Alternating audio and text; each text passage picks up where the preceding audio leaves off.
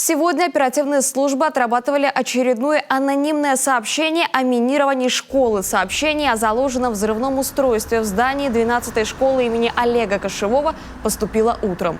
По сигналу тревоги учеников и сотрудников учебного заведения организованно вывели из здания. Территорию вокруг оцепили.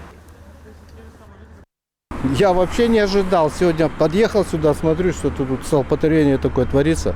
Думаю, что такое? Ну, потом вот узнал, что вроде бы как то ли теракт, то ли не теракт, то ли звонок, то ли не звонок. Ну, не знаю конкретно. Пока ничего не известно пока. Мы пришли в школу, получается, и нам сказали то, что пока туда не заходить.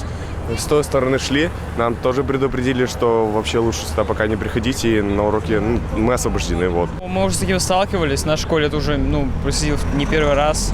Это было 2 года назад еще, до этого нас тоже вывели всех. Да. И сейчас мы пошли на площадь и нас эвакуировали. Нам всегда в школе говорят, что телефонный терроризм – это плохо, и что может это привести к очень плохим последствиям. И вообще мы не знаем, что происходит, надеемся, что нас скоро пустят в школу уже.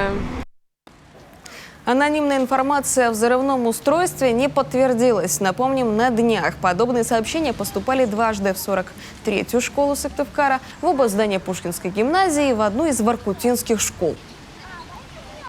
В последнее время в Республике Коми фиксируются ложные сигналы о заминированных зданиях различных учреждений, в том числе школ. Чаще всего такие сообщения поступают от несовершеннолетних или взрослых, которые перебрали с алкоголем. И хотя угроза в данном случае минимальная, экстренные службы выезжают по сигналу, тратят реальные силы на проверку информации и могут не успеть туда, где действительно нужны в этот момент.